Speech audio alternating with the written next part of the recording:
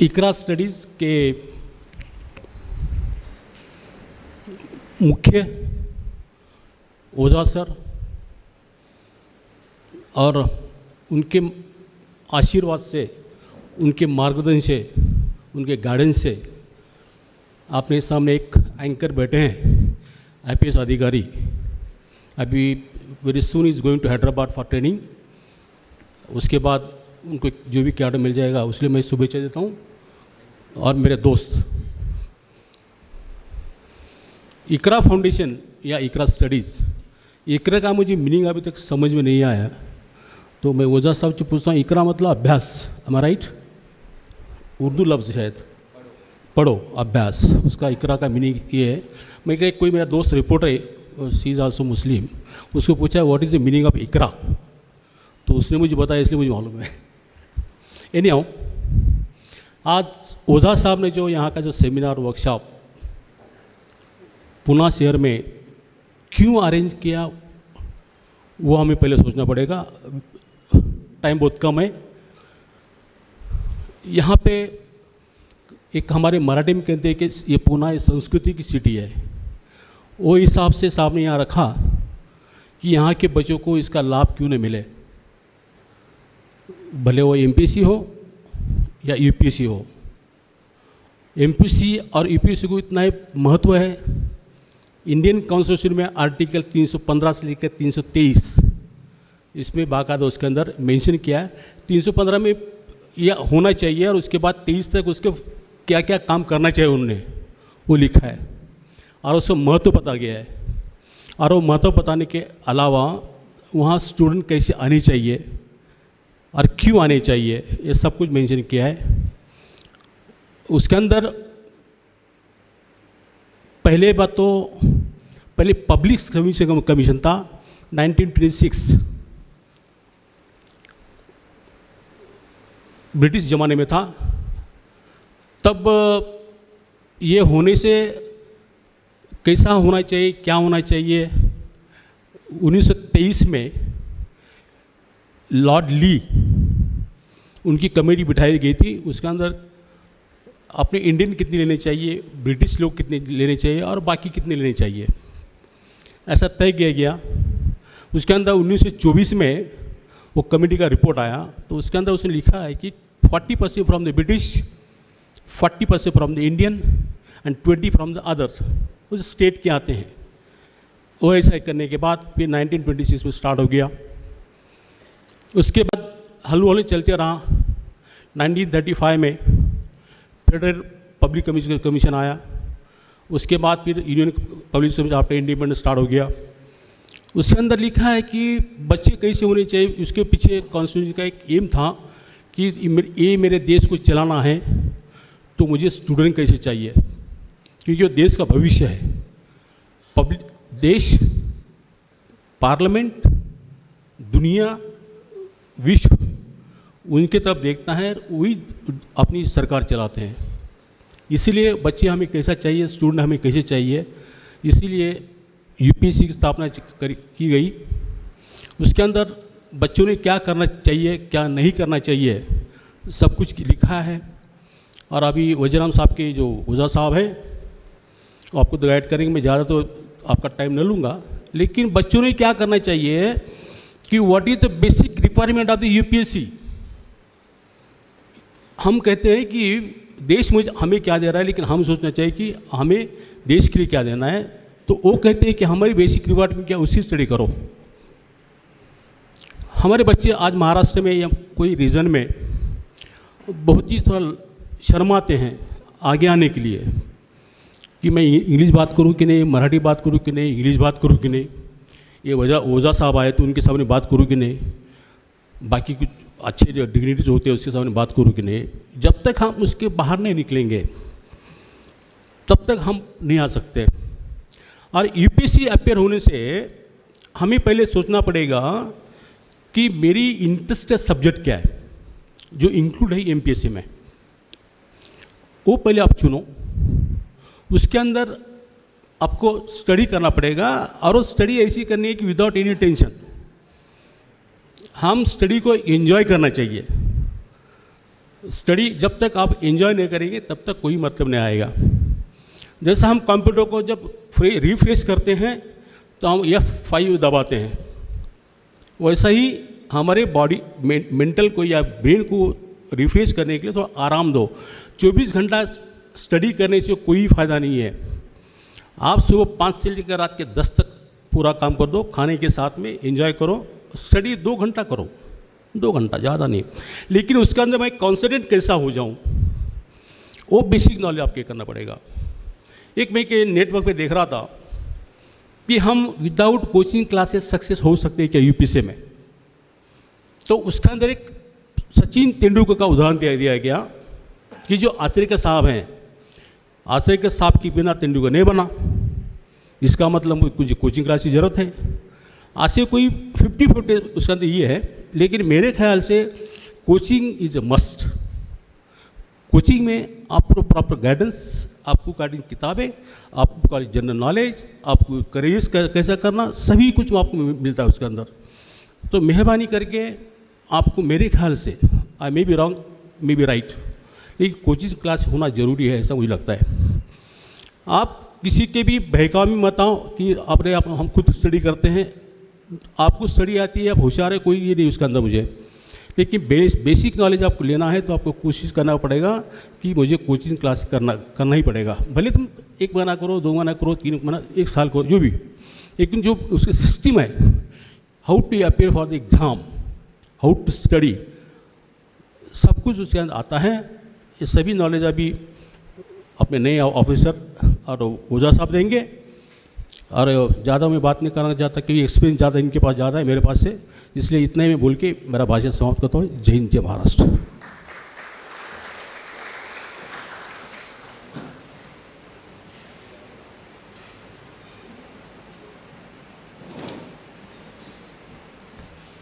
Thank you very much, sir, for this amazing speech and the guidance that you gave all our students.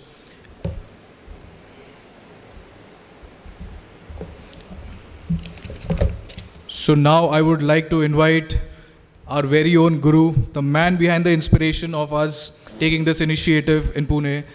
He is the senior most faculty of Vajiram and Ravi, Delhi, which is the #1 institute in the country.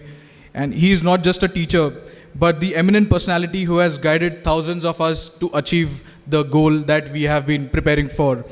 So I would like to invite none other than Mr. Awadh Pratap Ojha.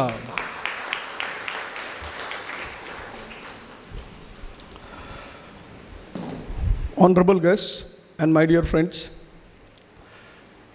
मैं जब से इस hall में आया हूँ तो यहाँ जितनी भी फोटोग्राफ्स लगी है, मैं सारी फोटोग्राफ देख रहा हूँ और इन सारे लोगों में एक चीज़ बड़ी कॉमन है। अगर मैं शुरू करूँ डॉक्टर B.R. अम्बेडकर से, तो ज़मीन से लेकर आसमान तक का फासला उन्होंने तय किया। आज़ाद साहब मक्का में पैदा हुए, कॉन्स्टिट्यूएंट असेंबली में रहे, मौला अल्लामा इकबाल साहब, और अगर मैं थोड़ा सा बायस्ड हूँ, वो कभी कभी मैं हो जाता हूँ, तो APJ कलाम साहब। कलाम साहब ने एक किताब लिखी, मैं यहीं से शुरू करूँगा और मैं चाहूँगा कि आप सब एक बार उस किताब को ज़रूर पढ़ें, इग्नाइटेड माइंड्स। मालिक का जो सबसे बड़ा तोहफा है, भगवान, खुदा, जो भी हम उसे कहें, वो है मन।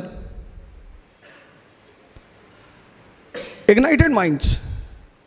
कलाम साहब किसी ज़माने में एक पेपर वेंडर हुआ करते थे, अखबार बेचते थे, और अखबार बेचते बेचते प्रेसिडेंट ऑफ इंडिया हो गए।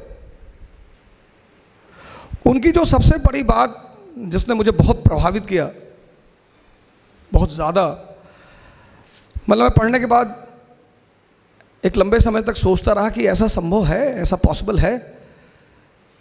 हो सकता है आपको पता हो, कलाम साहब अपनी शादी की डेट भूल गए। मैं तो 1 महीने से हर डेट काट रहा था कि अब मेरी शादी 15 दिन बाद, अब मेरी शादी 14 दिन बाद, 13 दिन बाद। तो जब मैंने ये लाइन पढ़ी कि कलाम साहब अपनी शादी की डेट भूल गए, तो एक पल को मुझे लगा कि नहीं नहीं, ये नहीं हो सकता। मैं ज़िंदगी में मालिक ने कई सारी खुशियाँ दी, उसमें से शादी भी एक खुशी है। अब कल आप शादी के बाद डिसाइड करोगे है या नहीं, लेकिन मैं तो यही कहूँगा कि बिल्कुल शादी एक खुशी है। अब सवाल ये है कि इतने बड़े सारे लोग जो हम, जिनकी फोटोग्राफ हमारे चारों तरफ लगी है, इनमें कॉमन क्या है? तो मैं आपको एक कहानी सुनाता हूं मुगल पीरियड की। अकबर के दरबार में पंडित महेश दास, जो बाद में बीरबल के नाम से बड़े फेमस हुए। अब इस कहानी में, ये कहानी जो मैं आपसे कहने जा रहा हूं, ये भारत की एक संस्कृति है।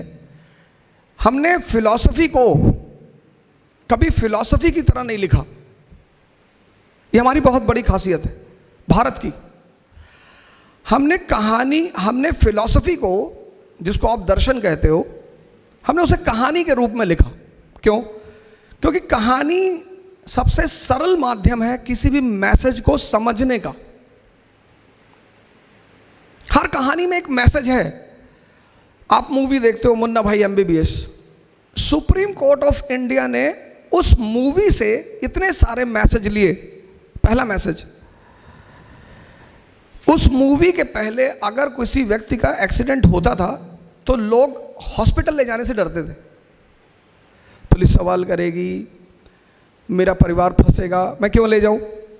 लेकिन उस मूवी से सुप्रीम कोर्ट ने यह मैसेज लिया कि नहीं, जब भी कोई घायल आदमी हॉस्पिटल जाता है तो हॉस्पिटल उसे पहले एडमिट करेगा और जो व्यक्ति लेकर जाएगा उससे कोई सवाल जवाब नहीं किया जाएगा।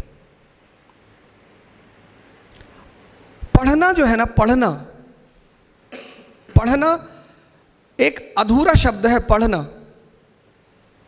पढ़ने के साथ है समझना।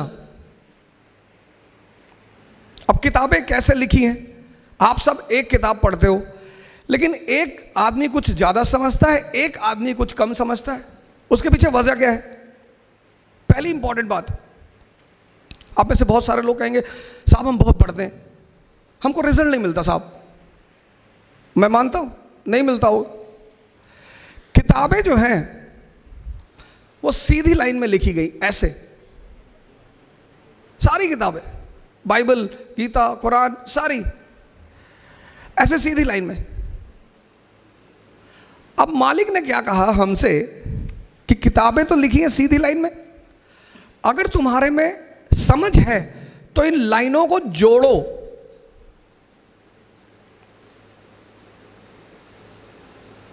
मेरी बात पे फिर से गौर करिए। आप किताब पढ़ते हैं, आप में से बहुत सारे लोग उन लाइनों को जोड़ते नहीं, पढ़ते चले जाते, पेन ले लिया, अंडरलाइन कर रहे हैं। नहीं, जैसे मूवी मैसेज दे रही है ऐसे वो किताबें भी मैसेज दे रही हैं।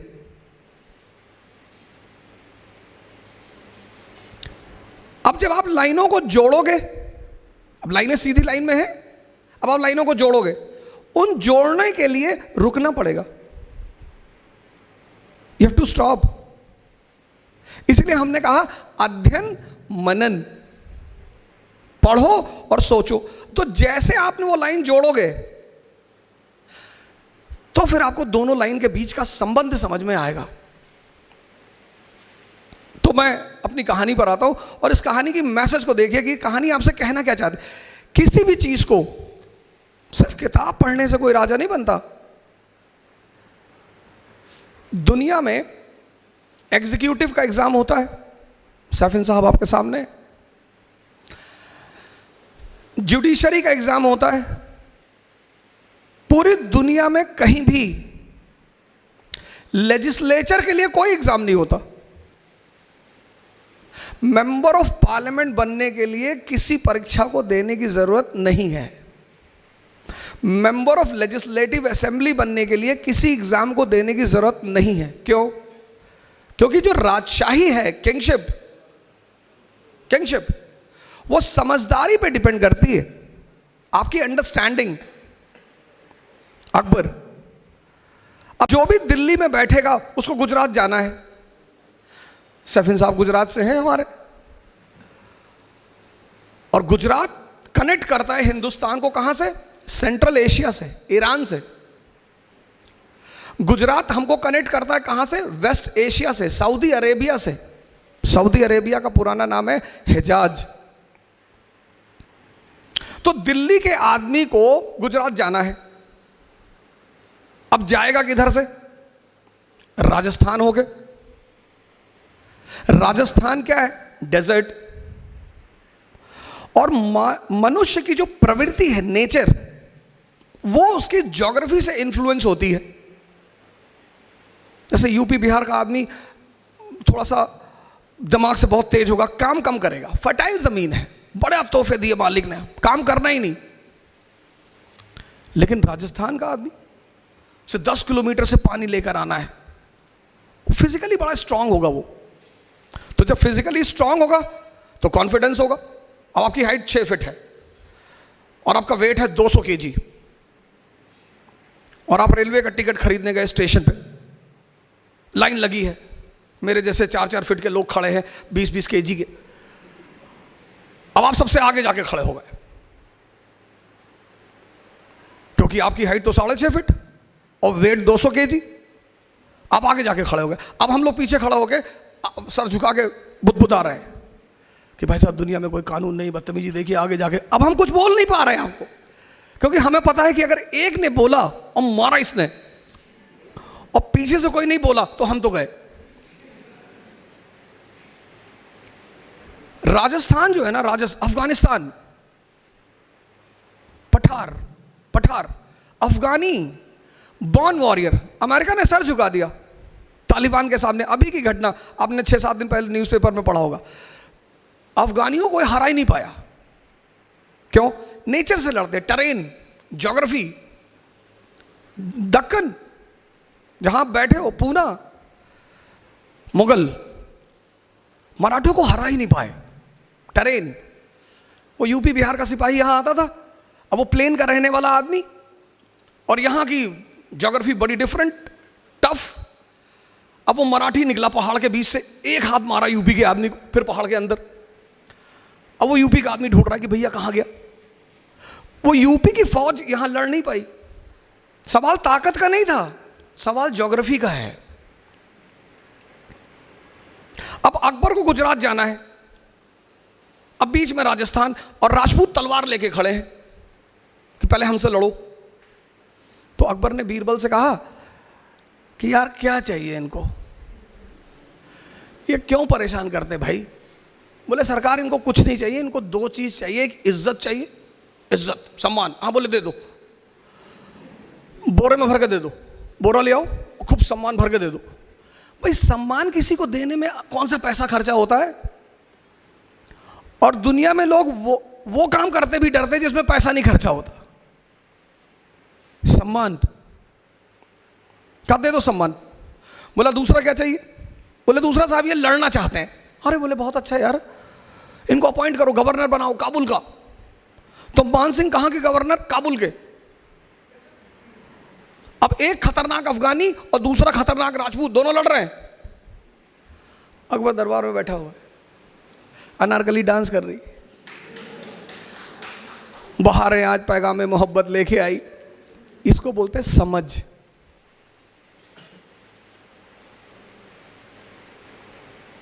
इसको बोलते हैं समझ। और जिसको भी मालिक ने समझदारी दी, ईमान दिया, उसको तो उसने पता नहीं कहां से कहां पहुंचा दिया। तो पंडित महेश दास अकबर के दरबार में आए, बाद में बीरबल बने। तो अकबर के दरबारियों को बहुत बुरा लगा, कह रहे हम लोग शाही खानदान के लोग, ये आम आदमी इसको कहां से उठा लाए, ये नहीं बैठेगा दरबार में। आज तो कंपटीशन है ना, आज तो डेमोक्रेसी है, कंपटीशन है, आप कहीं से भी हो। डेमोक्रेसी कहती है टैलेंट है आगे आओ। आपने कहा साहब हम महाराष्ट्र से, हम बिहार से, अरे उसने कहा ये सब मत बोलो, टैलेंट है, सैफिन हसन हो, हाँ आगे आओ, नहीं है पीछे हो जाओ। ये मत बताओ हम राजपूत हैं, हम पठान हैं, हम ये ना, टैलेंट है साबित करो और आगे आओ। महेश दास को अकबर ने कहा कि हम अपने दरबार में लेंगे, दरबारियों ने बड़ा विरोध किया, यार है बिल्कुल नहीं। अकबर को पता था कि आदमी बड़ा काबिल है ये,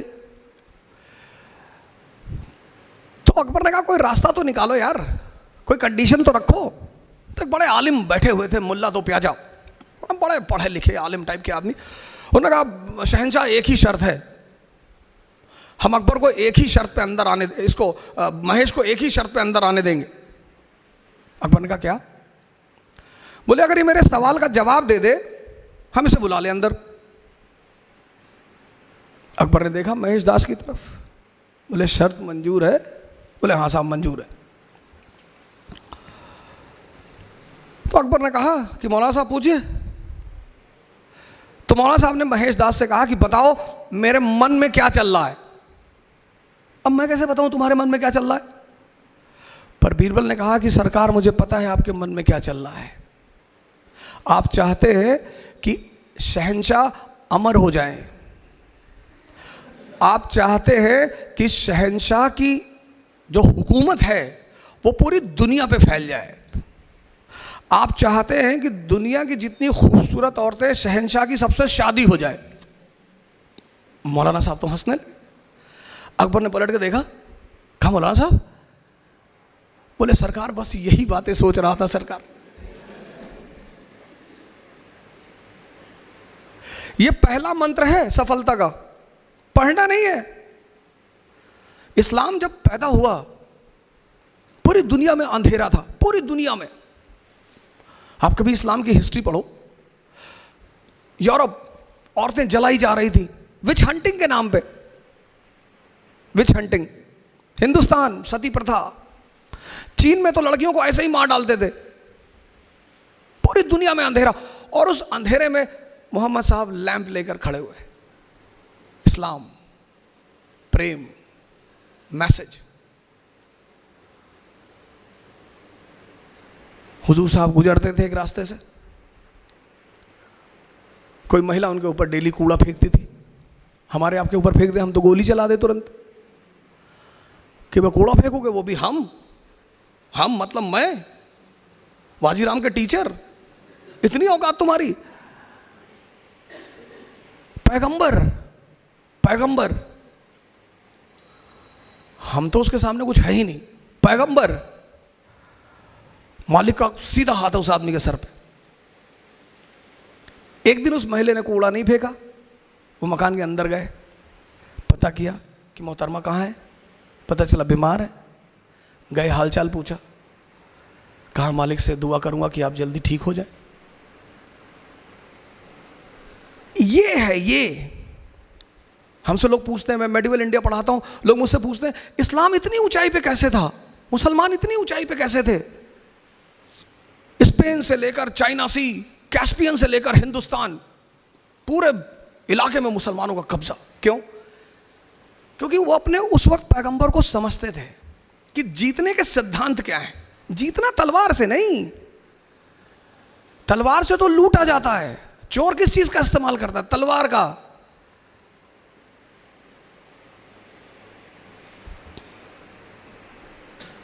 ये मैसेज है, मैसेज। इकरा शब्द फैजल साहब ने लिया कि सर हम तो अपनी इंस्टीट्यूट का नाम इकरा रखेंगे। मैंने कहा बिल्कुल। मैंने कहा, इन्होंने मुझसे पूछा कि हम इंस्टीट्यूट का नाम क्या रखें, हमने कहा इकरा रखो, बड़ा अंधेरा है दुनिया में। इकरा मतलब पढ़ो। आज सबसे ज्यादा एजुकेशन में हिंदुस्तान में कौन पिछड़ा? मुसलमान। पैगंबर हमारा कह रहा है, हमारा, वो हम सब के पैगंबर है, किसी खास विशेष के नहीं है। वो कहता पढ़ो, समझो।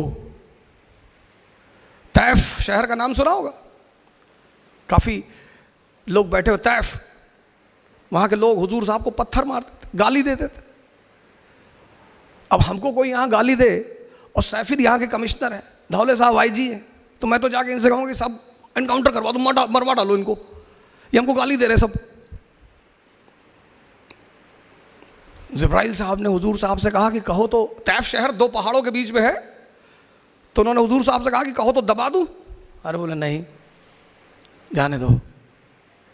ये लोग ये जो मुझे पत्थर मार रहे हैं ना, किसी दिन यही हमारे पैरोकार होंगे। मैसेज। आप पढ़ते को स्ट्रेस लेकर पढ़ना है मुझे नहीं, समझना है।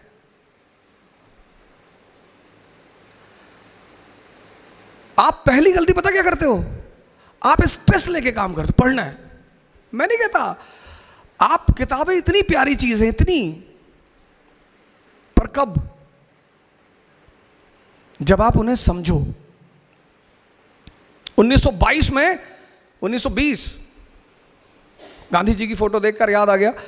अब अगर मैं सबकी फोटो देखकर आपको कहानी सुनाऊं तो ये तो चलता रहेगा, तो गांधी जी पे मैं मसले को खत्म करूंगा। 1920 में इस आदमी ने असहयोग आंदोलन, नॉन कोऑपरेशन मूवमेंट चलाया। ब्रिटेन की पार्लियामेंट ने अपने वॉइसरॉय से कहा कि मूवमेंट को रोको, ये गांधी की टीआरपी क्यों बढ़ा रहे हो, रोको मूवमेंट। रीडिंग वॉइसरॉय था, उसने कहा सर हम नहीं रोक सकते। बोले क्यों? बोले सर ये जो सत्याग्रही है ना, ये भजन गा रहे हैं सर सड़क पे, ईश्वर अल्लाह तेरे नाम, इनको बुद्धि दे भगवान। अब जो आदमी आपके लिए दुआ मांग रहा है, मैं आपके सामने गन लेके खड़ा हूं, आप कह रहे हो कि मालिक इसको सद्बुद्धि दे दे, तो अगर मेरे अंदर इंसान है तो मैं आपका पैर छू लूंगा तुरंत, मारने का सवाल ही नहीं उठता। आपने कभी सोचा हम इस आदमी की क्यों इज्जत करते हैं? इसलिए नहीं कि ये आदमी नंगा रहता था ना, वो बात नहीं है। फिर अब गांधी जी कपड़ा नहीं पहनते थे, ऐसे बहुत सारे लोग नहीं पहनते। 1922 में चौरी चौरा एक जगह है यूपी में, वहां का पुलिस स्टेशन जला दिया, पुलिस वालों को जला दिया, सरकार पे सीधा हमला। सरकार ने कहा मारेंगे इन लोगों को, खूब मारेंगे। वही घटना, सेम वही घटना 2010 में हुई। आदरणीय बाबा रामदेव रामलीला ग्राउंड में करप्शन के खिलाफ लड़ाई लड़ रहे थे। India against corruption, very good, बहुत अच्छा, आपको लड़ो, आपको हक है, आप हिंदुस्तान के नागरिक हो, डेमोक्रेसी है, आप लड़ो। सरकार ने उन्हें आदेश दिया कि 12 बजे के बाद रामलीला ग्राउंड छोड़ देना। अब सरकार, हमें सरकार के आदेश, हम करप्शन के खिलाफ लड़ रहे हैं, हम सरकार से थोड़ी लड़ रहे, हमें चले जाना चाहिए था। पर बाबा वो बात नहीं समझ पाए। आगे क्या हुआ कहने की जरूरत ही नहीं। लेकिन 1922 में उस आदमी को यह बात समझ में आई, उसने मूवमेंट को रोक दिया। उसे पता था मुट्ठी भर लोग हैं, मुट्ठी भर, सरकार बहुत मारेगी, इनको इतना मारेगी कि ये दोबारा आंदोलन पर आएंगे नहीं। तो जैसे ही चौरी चौरा का कांड हुआ, गांधी स्टॉप्स द मूवमेंट, खत्म कर दिया मूवमेंट। कहा I don't have faith in violence, मुझे हिंसा में विश्वास नहीं है। अरे सरकार ने कहा एक हफ्ता रख लो, बोले हाँ ही नहीं। एक भी आदमी इस मुल्क में नहीं मारा गया। महान है वो आदमी। किसी का विरोध करो और वो तुम्हें मार ना पाए। मैसेज पढ़ो किसके लिए? मैसेज के लिए। अगर आपकी पढ़ाई से आपको मैसेज नहीं मिलता, बेकार है। आपने कहा साहब ये किताब खत्म कर ली, मेरे पास लोग आते हैं, मैं कहता हूं एनसीईआरटी, मैं तो बड़ी किताबों, आईएएस बनना मतलब क्या? समझदारी, पहले अटेम्प्ट में 22 साल में।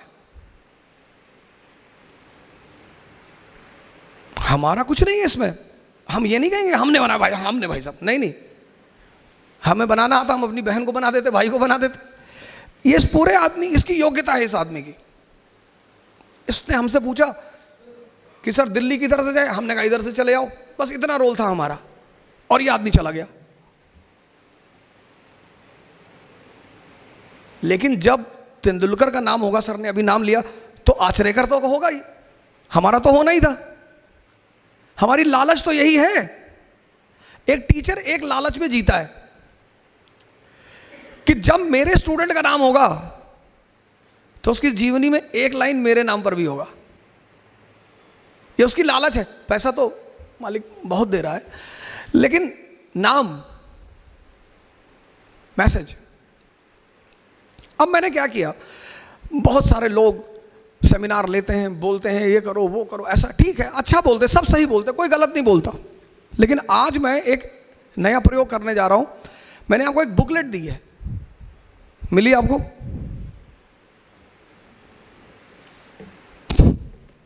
इस बुकलेट को आप पढ़ेंगे,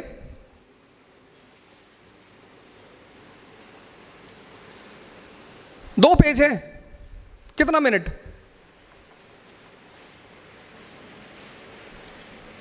एक बार लालू जी ने कहा था, मैं बड़ा सम्मान करता हूं, बहुत ही काबिल नेता हैं इस मुल्क के, उन्होंने कहा कि बच्चों को नकल करने की अनुमति दी जानी चाहिए। सरकार ने कहा क्यों? बोले उसके लिए भी अकल चाहिए। कम से कम जो लोग नकल में फेल हो जाएंगे उनको इस बात का तो एहसास होगा कि हमारे लिए नहीं है। माँ बाप तो बहुत सारे स्कूलों में नकल कराने जाते हैं। अरे भाई ये तो खुद से कर लेने दे। मुझे उनकी वो बात बड़ी अच्छी लगी। आईएएस बनना बहुत आसान, लेकिन चुनौतीपूर्ण, चैलेंजिंग, कठिन नहीं कह रहा हूं मैं। कठिन कह दूं तो फिर तो खेल ही खत्म हो जाए। आसान, आईएएस बनना बहुत आसान, लेकिन चुनौतीपूर्ण, चैलेंज। 2 पेज मैंने आपको दिया, 10 मिनट में खत्म करिए इसे। 10 मिनट से ज्यादा नहीं लेंगे आप। आराम से पढ़िएगा, धीरे धीरे वो लाइन जोड़िएगा, सिर्फ पढ़िएगा मत, जोड़ते चलिएगा। और फिर 12 क्वेश्चन मैंने दिए, वो 12 क्वेश्चन करिए ऑन द स्पॉट। और मैं आपसे कह रहा हूं, आज मैं आपको एक ऐसा फॉर्मूला बता के जा रहा हूं कि ये प्रीलिम्स अगर आप देंगे इस फॉर्मूले पे, तो मालिक ने चाहा तो आप मेंस लिखेंगे। बस 10 मिनट का टाइम लीजिए। 12 बज चुके हैं, 12:10 पे 12:20 सॉरी, 10 मिनट पढ़ेंगे और 10 मिनट में आप सवाल करेंगे।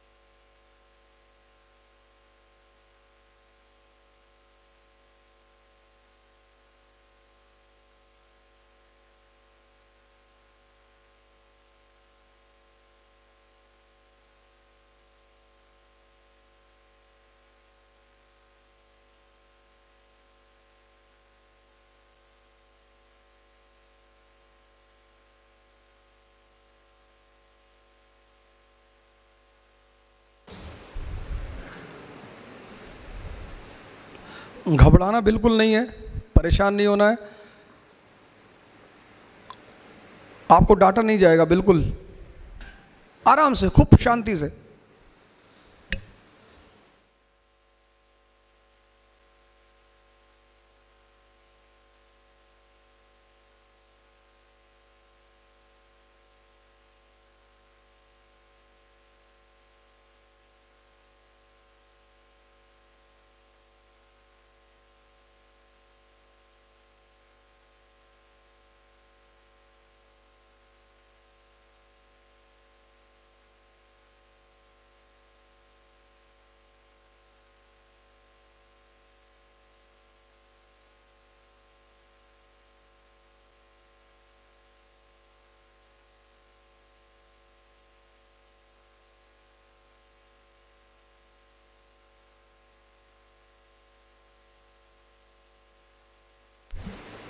सबको क्वेश्चन पेपर मिल गया?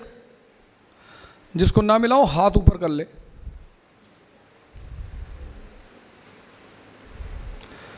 जिसको भी क्वेश्चन पेपर ना मिला हो हाथ ऊपर कर ले और क्वेश्चन पेपर ले ले।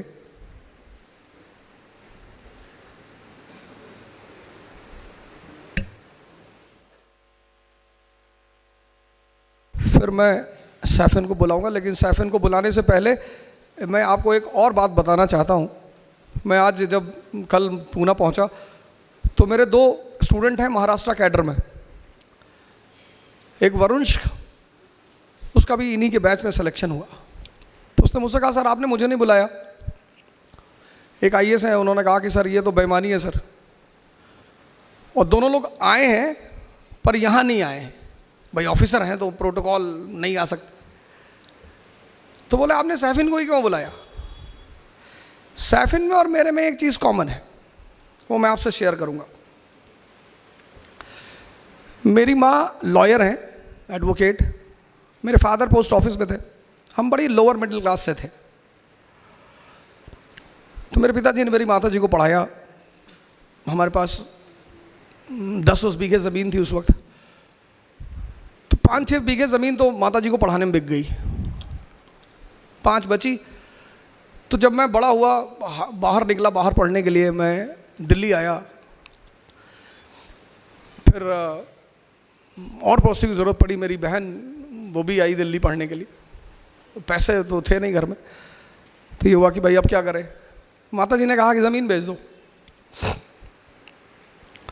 तो मेरे पापा ने कहा यार 5 बीघे और बच्चे हैं, इसको भी बेच दोगी तो खाएंगे कैसे? अबे उन्होंने कहा बेच दो यार लड़का हमारा अरबों डॉलर का, बेच दो। तो कुछ भगवान की वो थी कि मैं सुन रहा था उन दोनों आदमी की बातें। बेच दिया साहब ज़मीन। हम तो चले आए, पढ़ते रहे। तो जब मेरा आईएएस के लास्ट अटेम्प्ट में मेंस नहीं हुआ तो मेरी स्थिति एकदम, मतलब मैं उसे बयां ही नहीं कर सकता, उस पर मैं जाना ही नहीं चाहूँगा। 7 महीने बड़ी अजीब सी स्थिति में रहे, क्योंकि हम जो मिडिल क्लास के लोग हैं ना, उनके लिए ये सब तैयारी नहीं है। हमें नौकरी नहीं चाहिए, हमें जगह बनानी है। और सर अगर आपको लगता है कि ज़िंदगी में लड़ाई नहीं करनी पड़ेगी तो आप गलतफहमी में जी रहे हैं सर। लड़ना है सर, ज़िंदगी का मतलब लड़ना। अब आप डिसाइड करो कि कहाँ। चपरासी बन गए सरकारी एसबीआई में, कितनी सैलरी? 25,000। आप सोच के देखो, अगर आप में से बहुत सारे लोग होंगे जिनका महीने का खर्चा 15,000 रुपया होगा, आपका अपना।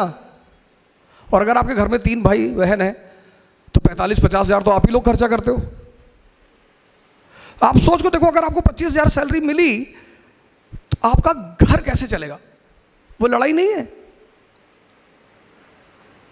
आप कहते हो भाई साहब पढ़ाई करने में बड़ा लड़ाई करना पड़ता है।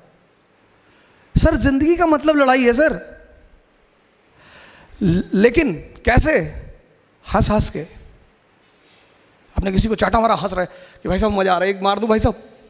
गुस्से में नहीं मारना है। जिंदगी मतलब लड़ाई, और लड़ाई मतलब हंस हंस के लड़ना, तभी जीतोगे। फिर मैं वापस आया।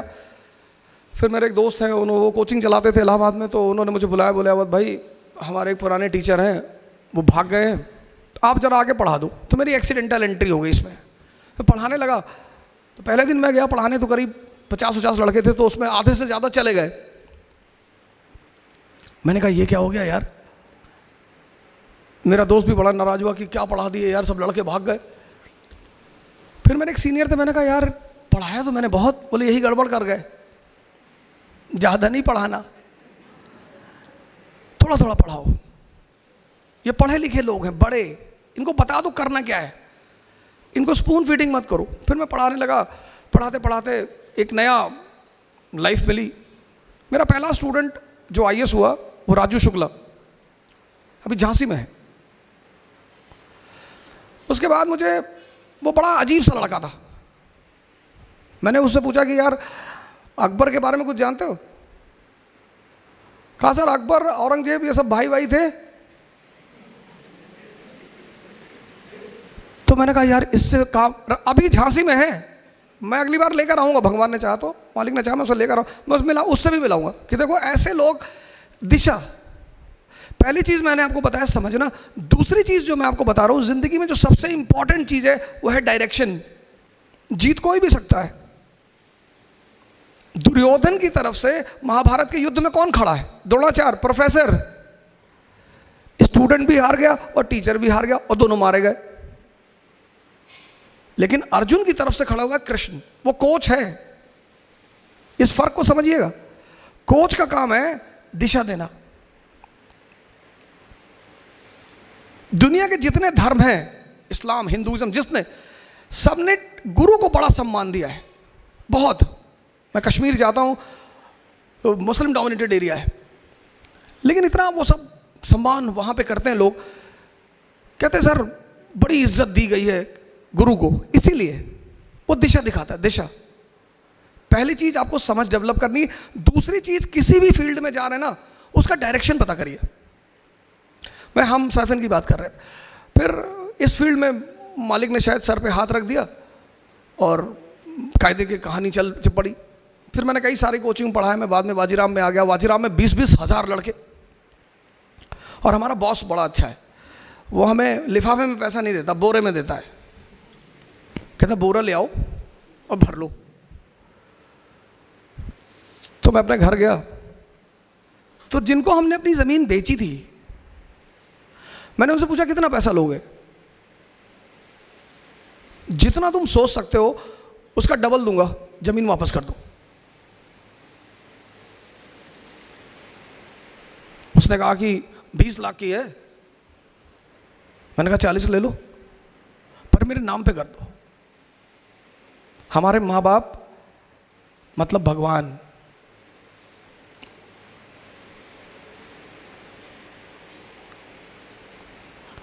भगवान सैफिन आए, अम्मी इनकी नहीं आई किसी कारण से, मैंने बुलवाया ज़बरदस्ती। क्योंकि जब मैं पहली बार इनकी वीडियो देखा तो मुझे लगा यार मेरी माँ है ये। ऐसे उन्होंने भी स्ट्रगल किया, और आज उसने मतलब ऐसे मुकाम पे बिठा दिया कि आपका जो सबसे बड़ा जिम्मेदारी है दुनिया, और कोई जिम्मेदारी है ही नहीं, बाकी अपने आप चलेगी।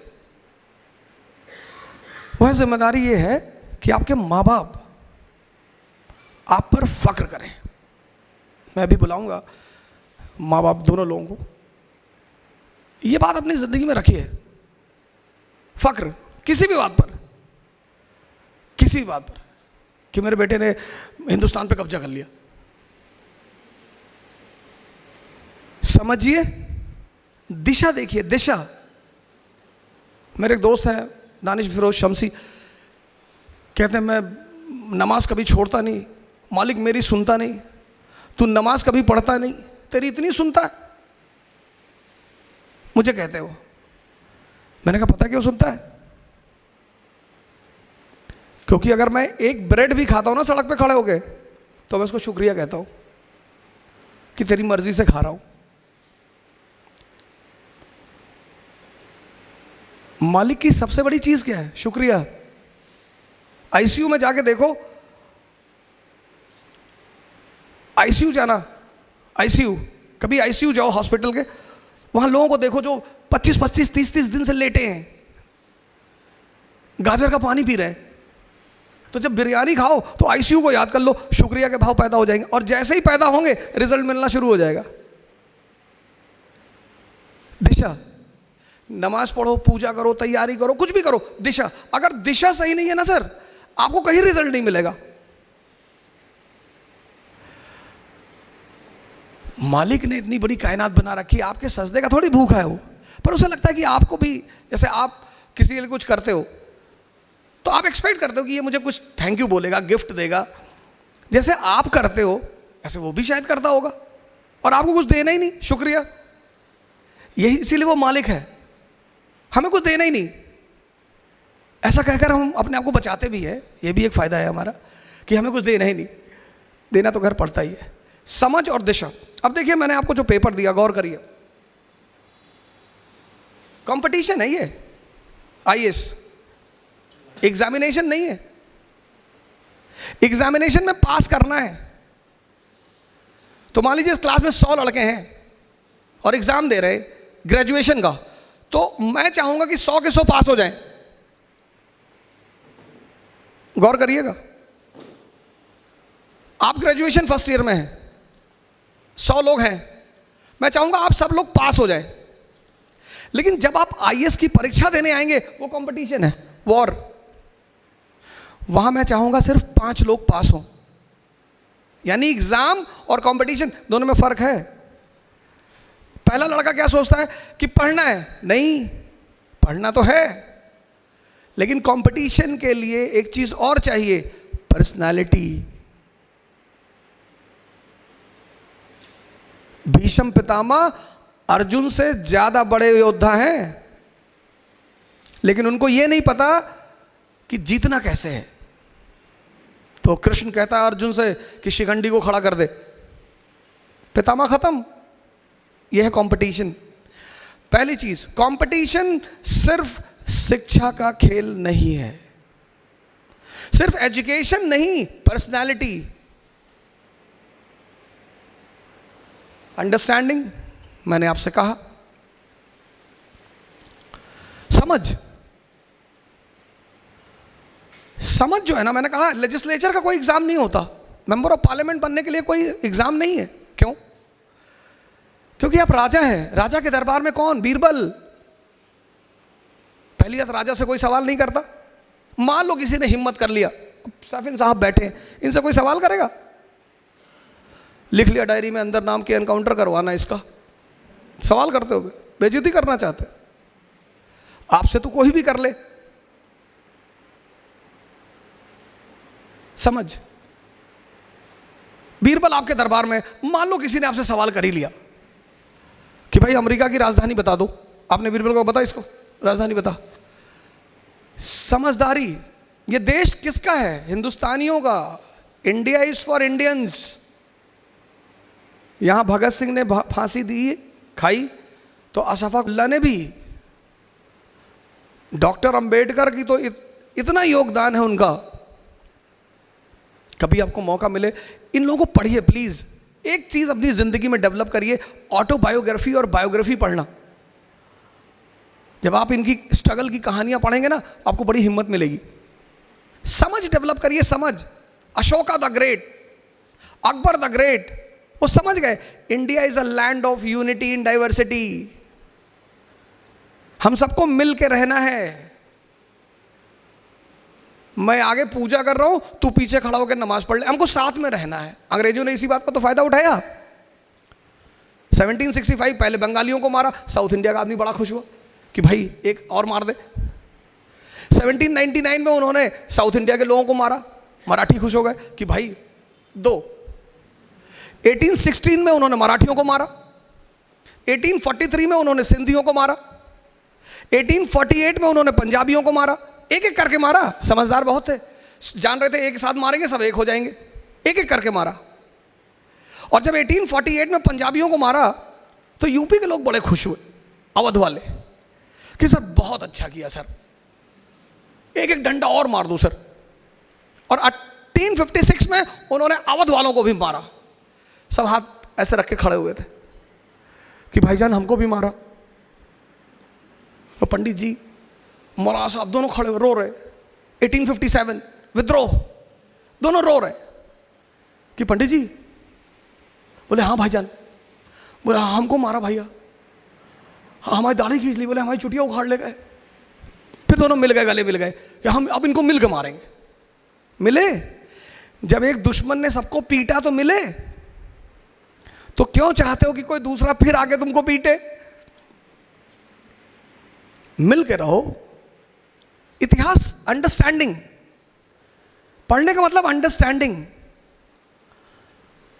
अमेरिका की गुलामी करते हम, टेक्नोलॉजी मांगते उससे, क्या जरूरत है? हम एक टेक्नोलॉजिकल इंस्टीट्यूट बना दें अयोध्या में, राम रहीम टेक्नोलॉजिकल इंस्टीट्यूट, और बना दें, और कुछ बना दें, doctor Ambedkar technological institute, Syed Ahmad. हमें क्या करना है? टेक्नोलॉजी। हम कुछ ऐसा बनाएं कि पूरी दुनिया हमसे खरीदे, हमारे मुल्क में पैसा बहे। और जब आपके घर में पैसा बहेगा तो क्या होगा? आपका मुल्क, घर खुशहाल होगा। आपका घर खुशहाल होगा तो हर आदमी ट्रू हिंदू होगा और हर आदमी ट्रू मुसलमान होगा। क्या मंदिर में जाने से ही लोग पूजा कर लेते हैं या मस्जिद में जाने से? समझदारी, अशोका द ग्रेट। जैसे आज हिंदू मुस्लिम ईसाई लड़ रहे, ऐसे तब ब्राह्मण बौद्ध और जैन लड़ रहे थे, पर वो समझदार शासक था, इसीलिए द ग्रेट कहा गया। पढ़ने की वजह से नहीं, समझदारी की वजह से। Akbar the great. हिंदू मुसलमान, और हिंदू आपस में, मुसलमान आपस में, शिया सुन्नी, तो उसने तौहीद इलाही चलाया, एकेश्वरवाद, अंडरस्टैंडिंग। रिक्वायरमेंट पर आते हैं। आईएएस एक चक्रव्यूह है जिसमें 90% बच्चा फंस जाता है। मेरे 3-4 फॉर्मर स्टूडेंट भी यहां बैठे हुए हैं, मुझे बड़ा अच्छा लगा वो आकर मुझे मिले। चक्रव्यूह, इस शब्द पे गौर करिए, चक्रव्यूह। अब ये चक्रव्यूह है क्यों? अब इसमें अच्छे अच्छे अभिमन्यु घुस जाते हैं, पीट जाते हैं अंदर से। चक्रव्यूह ये इसलिए है, बहुत गौर करिए, इसमें पहली परीक्षा है प्रीलिम्स। जो पहली परीक्षा है, पहला दरवाजा, पहला एग्जाम, वो है प्रीलिम्स। और प्रीलिम्स की तैयारी होती ही नहीं, तैयारी होती है किसकी? मेंस की। यही है चक्रव्यूह। भाई आप तैयारी करोगे, पहला दरवाजा खोल लेगी ना, और पहला दरवाजा है प्रीलिम्स। आप प्रीलिम्स पढ़ोगे, इसकी तैयारी नहीं होती, तैयारी होती है मेंस की। अच्छा, अगर तैयारी मेंस की होती है तो मेंस क्या है? ये मेंस का मतलब, मेंस का मतलब फैक्ट। अब क्वेश्चन पेपर देखिए अपना, पहला क्वेश्चन देखिए, fact. What was responsible for the strengthening of Peshwa power and also the downfall of Maratha Empire? कौन बताएगा आंसर यहां?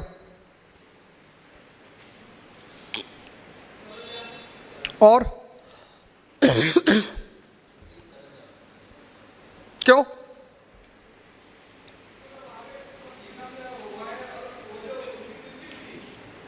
कहां लिखा है? पढ़ के सुनाओ।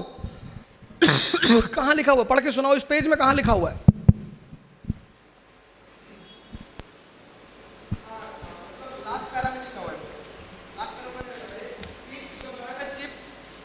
The Maratha chiefs were very similar to the later Mughal nobles, just as the Saranjam system was similar to the Mughal system of Jagirs. True, बहुत अच्छा, very good, very good. Last page में भी है, पहले में देखिए, पहले page के लास्ट पैराग्राफ में आइए। लास्ट पैराग्राफ, पहला पेज का लास्ट पैराग्राफ, वहां पे भी है। हाँ ठीक, बहुत अच्छा, बहुत अच्छा। इनका नाम लिख लो भाई, बहुत बढ़िया। अब सुनिए लाइन को, देखिए, पढ़ना और जोड़ना किसको कहते हैं? देखिए, यही मैंने आपसे कहा, पढ़ना और जोड़ना है। अब देखिए पहली लाइन पढ़िए। For the efficient collection of the Chauth and sardeshmukhi of the Deccan, Balaji Vishwanath arranged separate areas to the Maratha Sardars, assigned to the Maratha Sardars, who kept the greater part of the collection for their expenses. The system of assignment of Chauth and Sardeshmukhi also enabled the Peshwa to increase the personal power. मिली line? फिर देखिए अगली line देखिए, to increase the personal power through patronage. An increasing number of ambitious Sardars began flocking around him. In the long run, this was a major source of weakness. गौर किया? देखिए पहले question में दोनों चीज है, गौर किया आपने? आप ऐसे, बहुत अच्छा। मीन्स आईएएस दिया कभी? शायद इस तरह से नहीं पढ़ रहे होंगे। ऐसे पढ़ना बेटा, मीन्स प्री कुछ होता ही नहीं। देखो पहला क्वेश्चन देखो, फैक्ट और कॉन्सेप्ट दोनों क्वेश्चन में है। What is mains? Mains is a combination of fact and concept. बात आपको समझ में आई? अब देखिए बड़ा बड़ा प्यारा सा क्वेश्चन, हो सकता है आप वहां मात खा गए हो।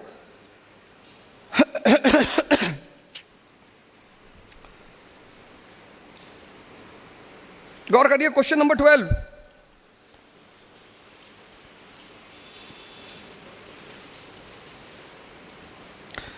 Peshwa became a functional head of the state during, कौन बताएगा आंसर? आप हाथ उठाइए, मैं पूछ लूंगा। Yes please.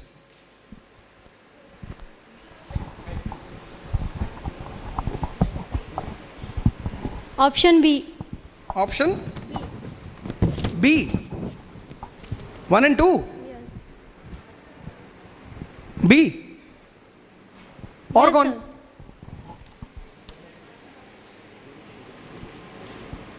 हाँ बताइए, चलिए, क्यों? सर फर्स्ट पेज पर थर्ड पैराग्राफ। क्या बात है, बस बस बस मिल गया।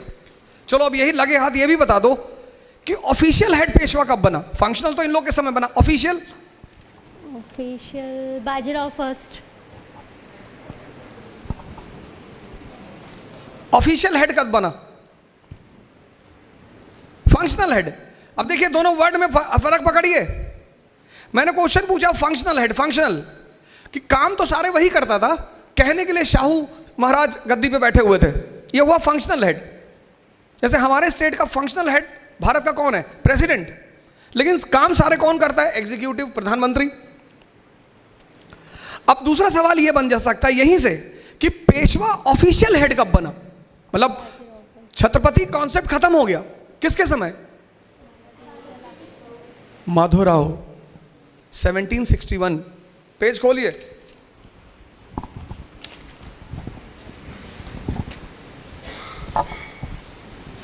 दूसरा page, second page, second page, छठा paragraph, last line.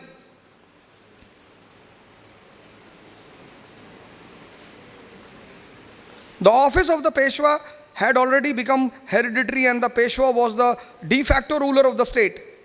Now he became an official head of the administration and as a symbol of this fact, he shifted the government to Pune. अब इसी पे मैंने क्वेश्चन घुमा दिया था, अगर आपने गौर किया होगा।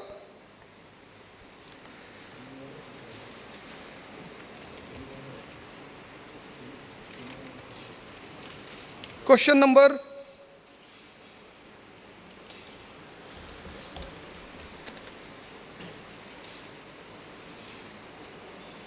Question number 4.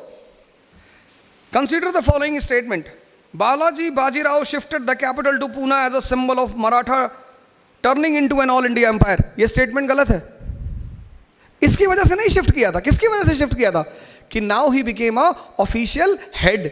तो राजधानी चेंज करने से क्या हुआ? साबित, जैसे आपके जो घर का मुखिया आपके फादर, उन्होंने कहा अब हम पुणे में नहीं रहेंगे, अब हम मुंबई में रहेंगे। तो ये जो डिसीजन है ये किस बात का संकेत है, किस बात का मैसेज है? कि the head of your family is your father.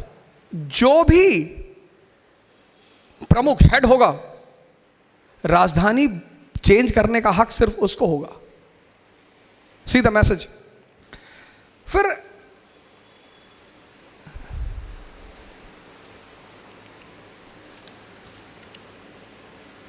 Panipat का युद्ध कब हुआ? अब इस युद्ध की आप कहेंगे डेट क्यों याद रखें? Question number 5। सर हिस्ट्री में बस 10 डेटें हैं जो याद रखनी, उनमें से एक ये है 14 जनवरी 1761। इस युद्ध ने इस देश के इतिहास को ही बदल दिया। Marathas were the emerging power, उभर रहे थे, इनके अंदर पोटेंशियल थी मुगलों को रिप्लेस करने का, ये हार गए। अफगानी उधर खत्म हो गए, तो दोनों पावर खत्म हो गई, मराठा खत्म हो गए, मुगल खत्म, अफगानी खत्म हो गए। इसका मतलब अब इस देश का राजा कौन बनेगा? इंग्लिश। एनसीईआरटी में लिखा है कि इस युद्ध ने यह क्लियर किया कि कौन राजा अब नहीं बनेगा। फिर एक लास्ट क्वेश्चन पर आइए। What was true about Mahadji Scindia? Question number 8, 9। He organized a European style army only with the help of French. Only. गलत। French and Portuguese. अब एग्जामिनेशन में, अब देखिए ये क्या है? पर्सनालिटी मैंने आपसे कहा, यूपीएससी को पता है कि जब आप एग्जामिनेशन हॉल में जाओगे तो आपके ऊपर एक चीज काम करेगी, क्या? प्रेशर। और प्रेशर के समय आमतौर पर आदमी कंफ्यूज हो जाता है। अब आप कंफ्यूज हो जाओगे कि यार सिर्फ फ्रेंच थे कि नहीं। अब यहां वर्ड लिखा ओनली, अब आपको याद है कि फ्रेंच ने सबकी मदद की, टीपू सुल्तान की मदद की, रंजीत सिंह की मदद की, आपको लगा यार मराठा भी फ्रेंच ने ही मदद की होगी, आपने मार दिया। जब भी युद्ध के मैदान में एग्जामिनेशन हॉल में जा रहे हो, पहला काम ये करो 12 घंटे पहले सारे स्ट्रेस को खत्म कर दो। अगर मालिक को मानते हो तो कुछ चीजें उसके ऊपर छोड़ दो, अब वो संभाल लेगा। Stress management. दूसरा है the establishment, he established an ordnance factory near Agra. बिल्कुल, आगरा में क्यों? अब यहीं पे क्वेश्चन उठना चाहिए आपके दिमाग में, इसको बोलते हैं जिंदा दिमाग। आगरा में क्यों? क्योंकि Agra is connected with 4 states. अगर आप आगरा में हैं आप सीधे राजस्थान आ सकते हैं, अगर आप आगरा में हैं तो आप यूपी पहुंच सकते हैं, आप आगरा में आप दिल्ली पहुंच जाएंगे, आप आगरा में आप पंजाब पहुंच जाएंगे। Agra connects with 4 prominent states, इसलिए आगरा में। अब आगरा को कैपिटल किसने बनाई थी? सिकंदर लोदी 1504। रीजन जानिए हर चीज का रीजन, कि आगरा में तुम बैठे हो ग्वालियर में, आपका घर है पूना में,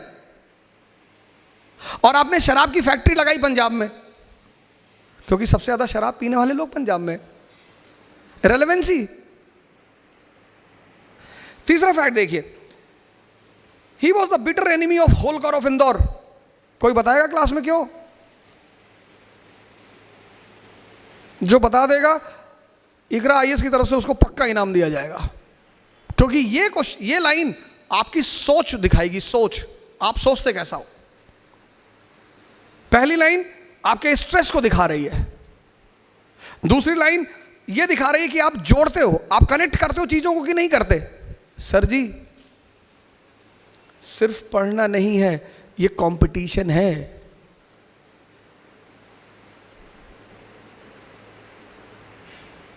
ये ग्रेजुएशन नहीं है, ये क्या है? कंपटीशन। बता दो ये लाइन कौन बताएगा? Why he was a bitter enemy of Holkar of Indore. Yes, reason क्यों? रीजन, मेन रीजन क्यों होलकर ऑफ इंदौर? पास में थे तो टेरिटरी या उसके लिए पावर। अरे हम दोनों पास में बैठे तो झगड़ा करे सर, वो एक ही इसके अंदर थे, तो लड़ाई जब भी होगी इंटरेस्ट के लिए होगी। इंटरेस्ट। अमेरिका हमला किस पे करता है? इराक पे। तेल चाहिए, तेल। कहता we want to give democracy to the people of Iran, why don't you give democracy to the people of Tibet? वहां के लोग भी तो परेशान है, लेकिन तिब्बत में तेल है ही नहीं। समझदार आदमी लड़ाई करेगा इंटरेस्ट के लिए, और इमेच्योर आदमी लड़ाई करेगा अपनी मूर्खता के लिए। लड़ाई तो करना है आपको। आपने रिक्शा ऑटो वाले से कहा खाली हो, उसने कहा नहीं खाली है, आपने गोली चला दी, मार दिया उसे। ये क्राइम है, आपको मौत की सजा होगी। उसने कहा मैं नहीं खाली हूं, आप कैसे उसे गोली चला सकते हैं उसके ऊपर? तो फिर हम फौजें क्यों बनाते हैं? अब भारत से पड़ोसी मुल्क कौन है? पाकिस्तान। और पाकिस्तान हमारी कौन है? अंतरात्मा। और हम उसके कौन है? सांसें। हम दोनों क्यों परेशान हैं? क्योंकि अंतरात्मा अपनी सांसों से अलग है। वो हमारी अंतरात्मा क्यों है पाकिस्तान? क्योंकि उसका दरवाजा कहां खुलता है? ईरान में। और ईरान में क्या है? तेल। अगर पाकिस्तान हमारा दोस्त हो जाए, भाई बन जाए फिर से, तो तेल और नेचुरल गैस की पाइपलाइन सीधे हिंदुस्तान पहुंचेगी। और पता है आपको तेल कितने रुपए लीटर मिलेगा? 15 रुपया, 10 रुपया। जो इंपोर्ट चार्ज है, सर्विस चार्ज, ट्रांसपोर्टेशन, वो कट जाएगा पूरा। और अगर नेचुरल गैस हिंदुस्तान में आ गई ईरान से, तो सबसे बड़ी भारत की, उत्तर भारत की समस्या खत्म हो जाएगी। क्या? Power, electricity. और अगर पावर हमें मिल गई तो उसके बाद क्या होगा? इंडस्ट्रियलाइजेशन। आज उत्तर भारत में इंडस्ट्री नहीं है, बिना पावर के कहां लगाओगे फैक्ट्री? तो पाकिस्तान हमारी अंतरात्मा है, और हम कौन है? उसकी सांसें। कैसे? जितना भी वाटर रिसोर्स है पाकिस्तान का, रिवर सतलज, रिवर इंदस, वो सब हमारी एरिया से गुजरता है, हम रोक ले खत्म।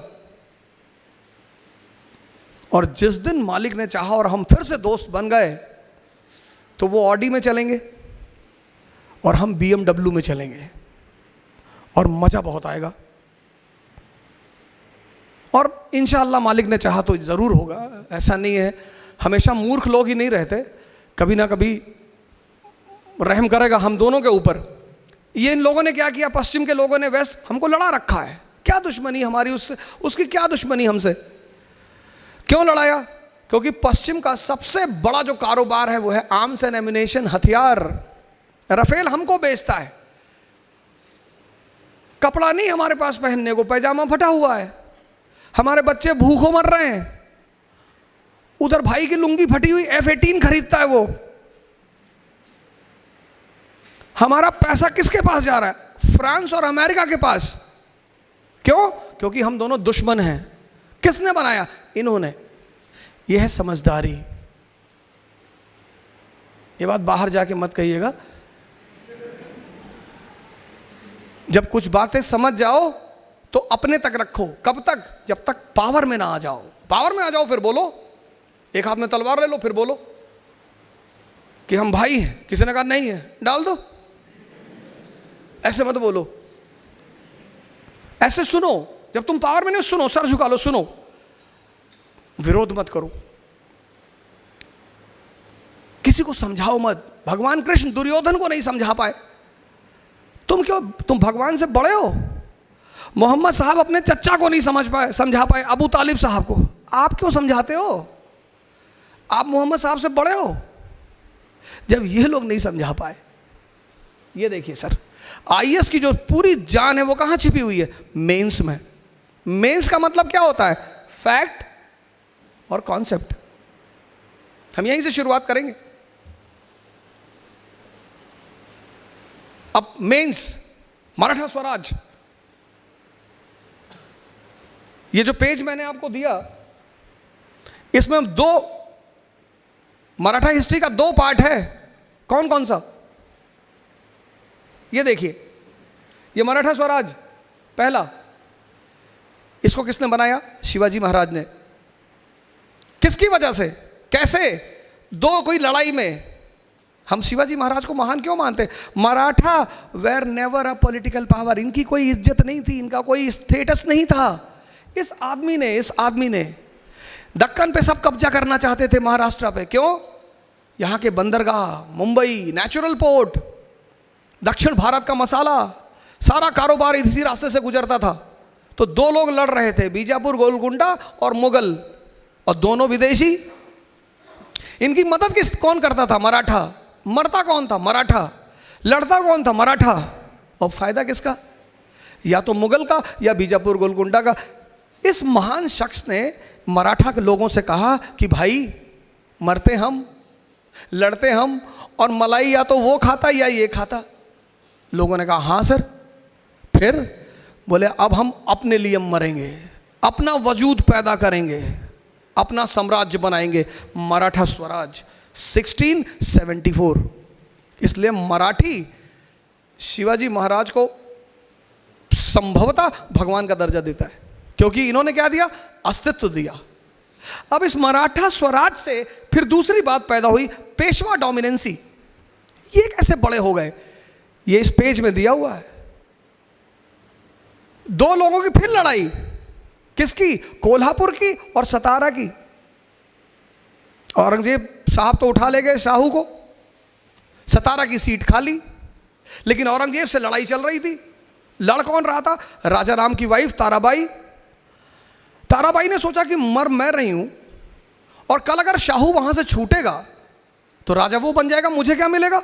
तो उन्होंने एक नई गद्दी बना दी, कोल्हापुर।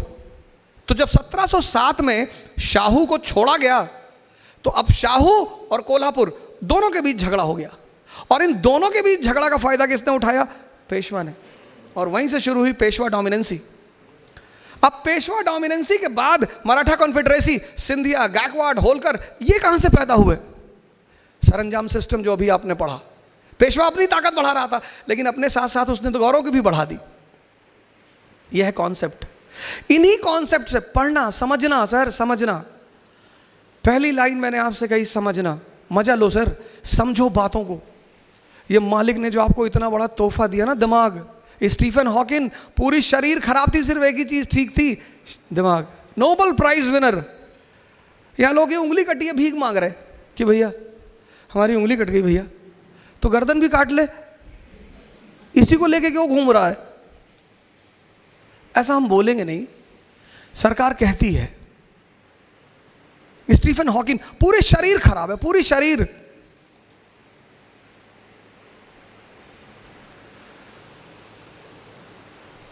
प्रीलिम्स जनवरी, हम जनवरी से अपनी वीकेंड क्लास शुरू करने जा रहे हैं, 5 महीने की। और हमारा पूरा उद्देश्य है, शुरुआत मैं ही करूंगा हिस्ट्री से। पहले महीने हिस्ट्री की क्लासेस मैं ही लूंगा, पहले 4 हफ्ते वीकेंड। हम अपना, हम मतलब इकरा वाले ये ना समझे कि मैं अपनी बता रहा हूं कि आपकी कब से हो गई, इन्होंने हमें बुलाया, इज्जत दिया। तो हमारा मतलब ये है कि हमने इनसे कहा कि पहला काम ये करो, किसी भी व्यवसाय का जो पहला चरण होता है वो है विश्वास। मैंने इनका पहला काम ये करो कि प्रीलिम्स हम अपनी जनवरी से क्लास शुरू करेंगे, मेंस पढ़ाएंगे और प्रीलिम्स की प्रैक्टिस कराएंगे। वहीं से हमारी कहानी शुरू ही होगी। और हमारा पूरा उद्देश्य होगा कि अगर आप 2019 का प्रीलिम्स दे रहे हैं तो आप क्वालिफाई करें।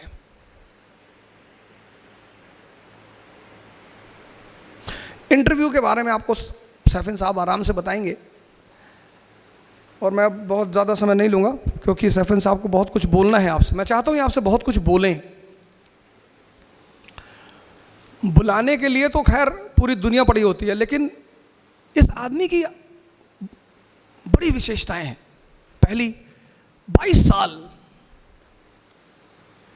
इस उम्र में अगर ये आदमी को ये समझ में आता है कि मुझे क्या करना है, ब्लेसिंग। दूसरी विशेषता, अकबर है ये।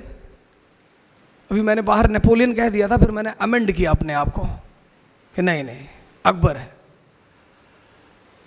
हमेशा जीता। नेपोलियन तो बाद में हारा, नाम उसने भी बहुत कमाया।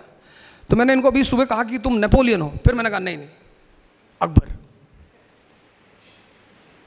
आप इस आदमी के सोच देखिए, सोच। मैं तो इतना भी नहीं बोलना चाहता था, मैं चाहता था यही आपसे बोले। दूसरी बात,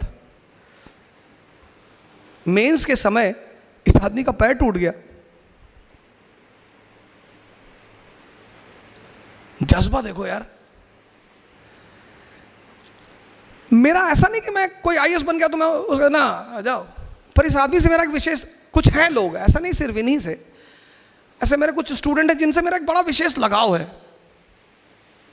उसके पीछे ये नहीं कि आईएएस बन गए, मैं इनसे कल बोलूंगा मेरा काम कर दो, मैं कभी नहीं बोलूंगा, मालिक ना करे मुझे कभी इनसे कहना पड़े। लेकिन लगाव है इसलिए कि इस आदमी ने बहुत लोगों को आशा दी, आशा कि भैया हम भी कर सकते हैं। नहीं तो आदमी इतना बहाना बनाता है। मेरे दोस्त हैं, उनके भाई हैं, चपरासी हैं बैंक में, उन्होंने पढ़ाई छोड़ दी थी 10th के बाद। मैंने कहा चाचा पढ़ाई क्यों छोड़ दी? बोले हमारे पापा ने हमको साइकिल खरीद के नहीं दी। इंसान की सबसे बड़ी कमजोरी बहाने बनाना। तो मैं चाहता हूं ये आपसे खूब जमकर बात करें, 1 घंटा आप इनसे सवाल जवाब करें। मैं ये भी चाहता हूं आप माइक लीजिए, आप इनसे सवाल जवाब, पहले इनको बोलने दीजिए, फिर आपके मन में जो बातें हैं वो आप इनसे पूछिए। फिर मैं आपको मिलाऊंगा इनके माँ बाप से, क्योंकि हम एक बार उनको जरूर थैंक यू बोलेंगे। मैंने इनको स्पेशली कहा कि मम्मी पापा को तो, और सुबह ये मम्मी को लाए नहीं। मैं तो इतना गुस्सा हूँ, मैं तो इनको कुछ बोला नहीं कि अब आईपीएस हो गया, पता नहीं बाद में कुछ दिमाग में रख ले कि मास्टर तुमसे बदला लेना है, तो मैं तो गुस्सा नहीं दिखा। लेकिन मैंने कहा मम्मी को तो लाओ यार। जिस आदमी ने, जिसकी वजह से तुम आज यहाँ खड़े हो, पहले हम उनको दिखाएंगे लोगों को। जब आदमी सफल होता है ना, तो उसके साथ उसकी सफलता ही नहीं होती, उसके साथ कई सारे लोग होते हैं। तो हम आपको इनकी मम्मी पापा से भी मिलाएंगे। सबसे बड़ी बात, धावले साहब, मैं चाहता था वो बहुत बोले, लेकिन वही है समय वाली बात, क्योंकि एक एक्सपीरियंस आदमी जिसने महाराष्ट्र पुलिस में इतनी रोल में काम किया है, तो मैं चाहता था कुछ अपना अनुभव वो बांटे, लेकिन खैर वो वही टाइम कंस्ट्रेंट वाली बात थी कि मेन बातें फिर थोड़ा सा छूट जाएगी। पर मैं अगली बार जब इन्हें बुलाऊंगा तो मैं अच्छा टाइम दूंगा कि सर से आप बहुत कुछ और अपना ये अनुभव बताएंगे आपको कि सर्विस क्या है, कैसे, क्या इंपॉर्टेंस है इसकी। लेकिन मैं बहुत थैंक यू करूंगा, क्योंकि आप जब इतने ऊंचाई पर होते हैं और जब आप किसी को टाइम देते हैं, मेन चीज़ की कि जो आदमी ऊंचाई पे वो जल्दी टाइम नहीं देता है। हमको कहा, हम तो भाई 5 मिनट रुकेंगे चले जाएंगे। लेकिन अगर एक बड़ा आदमी आपके साथ बैठा हुआ है तो उसका बैठना आपके लिए साहस है। जैसे वो हमारे बीच में बैठे हैं, 10 मिनट बोले कोई बात नहीं, लेकिन इनका बैठना हमारे लिए एक साहस है, कॉन्फिडेंस है कि हमारे साथ एक हमारा सीनियर बुजुर्ग बड़ा ऑफिसर बैठा हुआ है। तो मैं इकरा की तरफ से उनको बहुत बहुत थैंक यू कहूँगा। और फिर मैं अपने सुपरस्टार को बुलाऊंगा, सैफिन हसन को, कि आए और जो है